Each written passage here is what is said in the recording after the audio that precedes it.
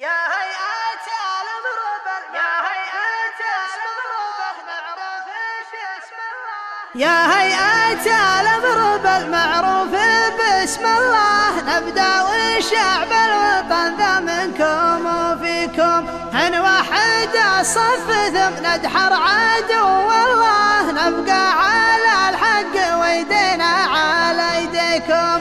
الله وعد من نصر دين الله والله ان عزت الدين تظفر من مساعيكم. الله وعد من نصر دين الله والله ان عزت الدين تظفر من مساعيكم.